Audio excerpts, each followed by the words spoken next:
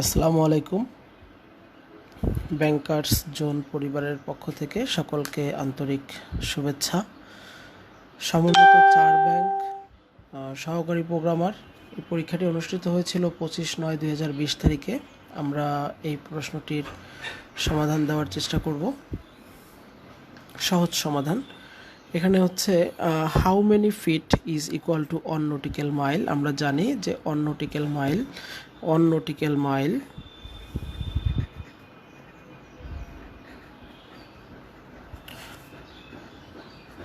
এটা মানে হচ্ছে আপনার 6776 ফিট। দ্বিতীয় যে প্রশ্নটি আছে আমরা যদি একটু দেখি, দ্বিতীয় প্রশ্নটি ছিল x/y equal to 5:3, then 8x minus 5y is to 8x plus 5y equal to what. এই প্রশ্নটি একাধিকবার এক্সামে এসেছে, অনেকবার আপনারা এই প্রশ্নটি পরীক্ষায় দেখেছেন। এখন এখানে বিষয়টা হচ্ছে যে আমরা একটু শর্টকাট যদি করি পরীক্ষার হলে তখন কিভাবে করব। এই যে এক্সের মান যদি আপনি এইভাবে আমরা কিন্তু লিখতে পারি, যেমন x/y ইকুয়াল টু 5/3, এভাবে কিন্তু আমরা লিখতে পারি। তাহলে এক্সের মান হচ্ছে 5 ধরা যায়, ওয়াই এর মান 3 ধরা যায়। এভাবে যদি ক্যালকুলেশন করেন তাহলে 8x মাইনাস 5y, এখানে আপনি যদি লিখেন যে এই যে 5 ধরেন তাহলে হচ্ছে 40, আর 40 মাইনাস হচ্ছে 15, 40 মাইনাস 15 এই পাশে আসে হচ্ছে 25, আর এখানে 40 প্লাস 15 এটা হচ্ছে 55, তাই তো? এটা ক্যালকুলেশন করলে 5:11 এটা আমরা পাবো। পরবর্তীতে যে প্রশ্নটি আছে, the average of 5 consecutive number integers starting with m, 5টা ধারাবাহিক সংখ্যা যা m দিয়ে শুরু হয়েছে as the first integer, প্রথম ইন্টিজার হচ্ছে m,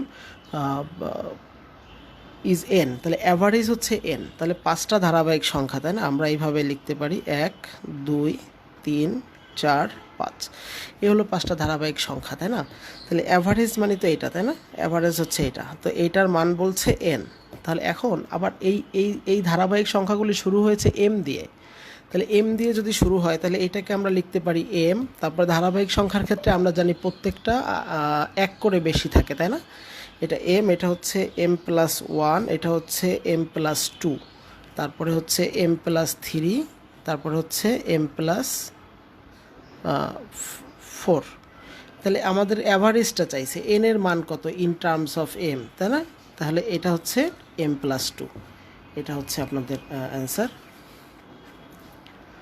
তারপর পরে যে প্রশ্নটি আছে আমরা একটু শর্টকাট দেখার চেষ্টা করব। The difference of 2 number is 20%, দুইটা সংখ্যার ডিফারেন্স হচ্ছে 20% অফ দ্য লার্জার নাম্বার, ঠিক আছে?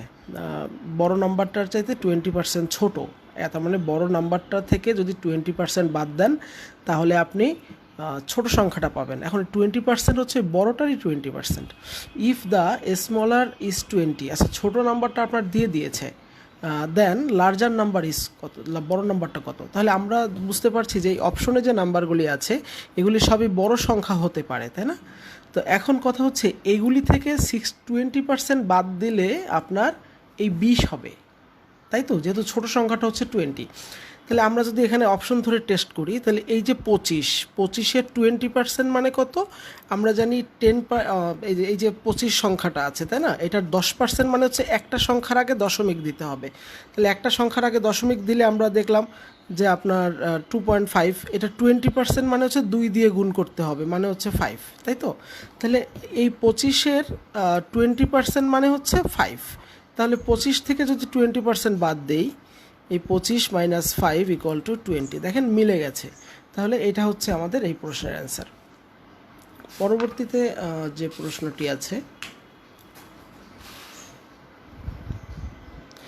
কি বলছে, a mother said to her daughter I was as old as you are at present, মানে তোমার মা তার সন্তানকে বলছে, তার কন্যাকে বলছে যে তোমার এখন যে বয়স আমারও সেই বয়স ছিল at the time of your birth, তোমার জন্মের সময় আমার ওই বয়স ছিল, তোমার বর্তমান যে বয়স এই বয়সই আমার ছিল তো যখন তোমার জন্ম হয়েছে।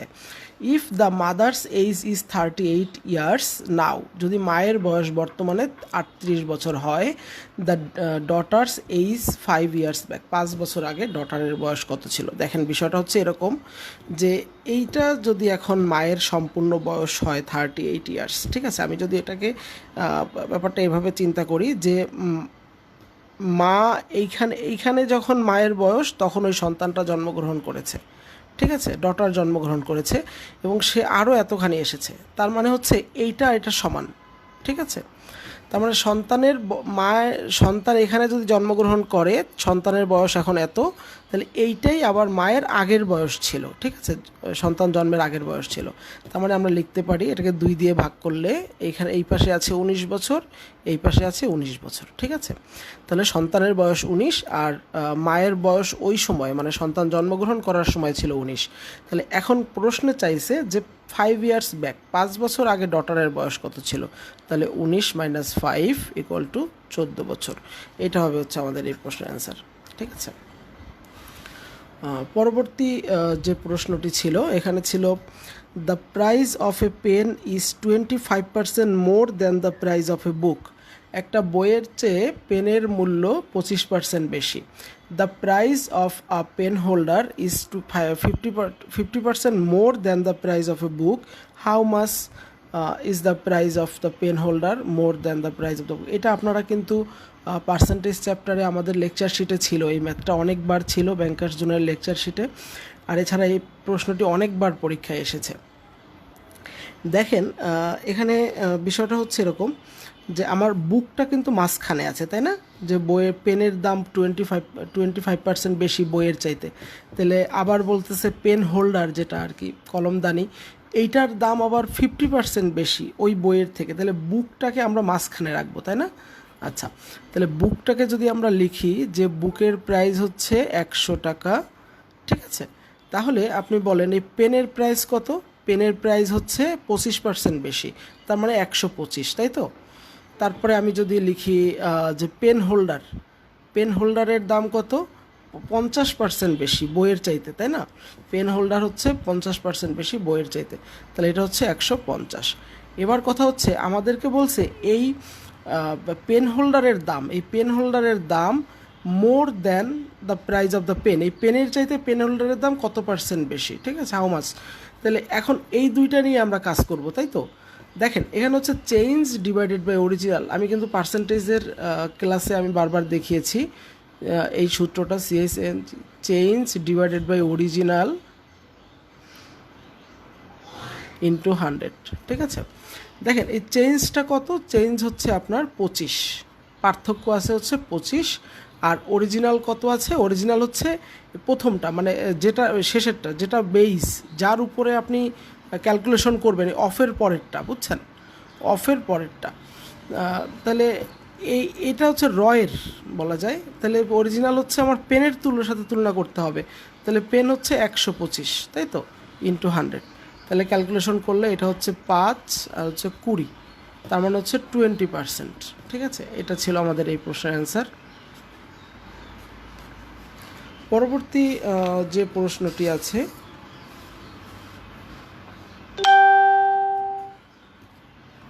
a sum of টাকা 312 300 onto 12 was divided among 100 boys, মানে বয়েজ অ্যান্ড গার্লস, 100 জন বয়েজ এবং গার্লসের মধ্যে আপনি 312 টাকা ভাগ করে দিবেন, in such a way that each boy get 3.6 and each girl টাকা 2.4।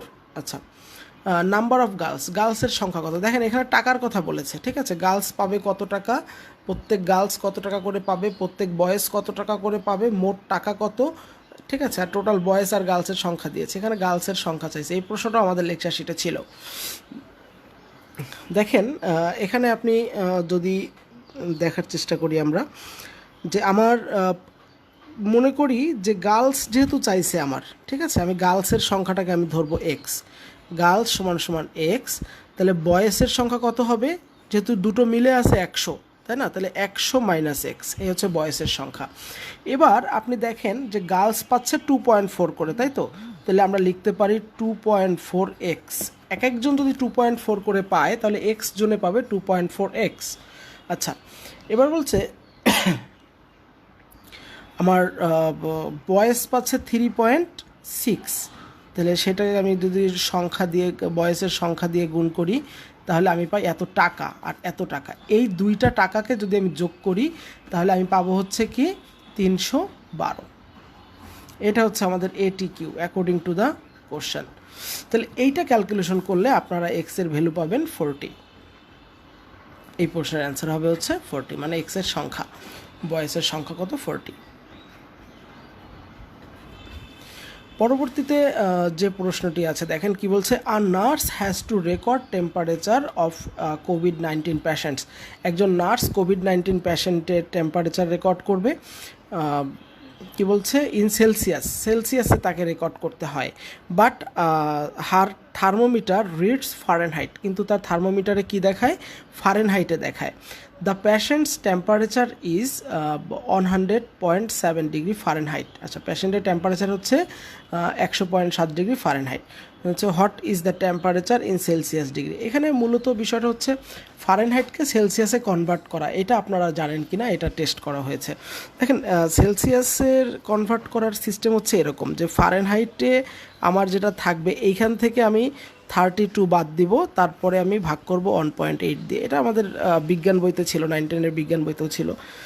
তো এইটা করলে আপনি সেলসিয়াসে পাবেন, ফারেনহাইট থেকে 32 বাদ দিয়ে 1.8 দিয়ে ভাগ করলে ফারেনহাইটে পাবেন। তাহলে এখানে আপনারা ক্যালকুলেশন করলে যেমন এফ এর জায়গায় আপনারা লিখবেন 100.7 মাইনাস দিবেন 32 আর ডিভাইডেড বাই করবেন 1.8। এটা ক্যালকুলেশন করলে আপনারা পাবেন হচ্ছে 38.16। এইটা যেহেতু অপশনে নাই তাহলে 32 নেবেন আপনারা, আর 32 ডিগ্রি সেলসিয়াস আসবে। এরপরে পরবর্তীতে 32.2 পরবর্তী যে প্রশ্নটি আমরা দেখব, প্রশ্নটি হচ্ছে কি বলছে, the volume of a cube is 27 metres. একটা কিউবের ভলিউম হচ্ছে 27 মিটার্স। আচ্ছা, ভলিউম মানে আমরা জানি এ কিউব মানে হচ্ছে 27। আচ্ছা, তাহলে এখান থেকে আমরা কিন্তু এ এর মান শুরুতেই বের করে নিতে পারি 3।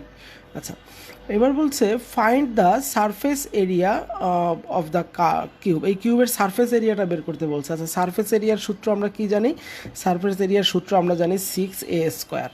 তাহলে 6a², 6 ইন্টু a² মানে হচ্ছে 3a², তাই তো? এই তাহলে এটা ক্যালকুলেশন করলে আমরা পাবো হচ্ছে 6 ইন্টু 9 ইকুয়াল টু আসবে হচ্ছে 54। এই 54 স্কোয়ার মিটার, এটা হবে আমাদের এই প্রশ্নের অ্যান্সার। পরবর্তী যে প্রশ্নটি আছে একটু দেখেন, এখানে হচ্ছে কি বলছে, দ্য ভ্যালু অফ 0.1 ইন্টু 0.1, এটার ভ্যালু কত হবে? এটা ক্যালকুলেশন, দশমিকের ক্যালকুলেশন। এটা আপনাদেরকে আমরা ফ্র্যাকশন চ্যাপ্টারে দেখিয়েছি। এখানে মূলত বিষয়টা ছিল 1 ইন্টু 1, মানে দশমিকের পরের যে সংখ্যাগুলো আছে ততগুলো থাকবে দশমিকের পরে। তাহলে 1 দিয়ে 1 গুণ করলে থাকে হচ্ছে 1, আর দশমিকের পরে সংখ্যা হচ্ছে এই একটা দুইটা, তার মানে 0.1। ঠিক আছে, দশমিকের পরে আমাকে দুইটা সংখ্যা রাখতে হবে, একটা তো 1 আছে আর তার আগে একটা 0 দিয়ে ওই দুটো সংখ্যা পূরণ করতে হবে। এটা হচ্ছে এই প্রশ্নের অ্যান্সার। এই পর্যন্তই ছিল আমাদের। আমরা ইনশাল্লাহ প্রতি পরীক্ষার প্রশ্নগুলি সমাধান দেওয়ার চেষ্টা করব। আর অনেক দিন পর আপনাদের সাথে এসেছি। ভালো থাকবেন সবাই, শুভকামনা।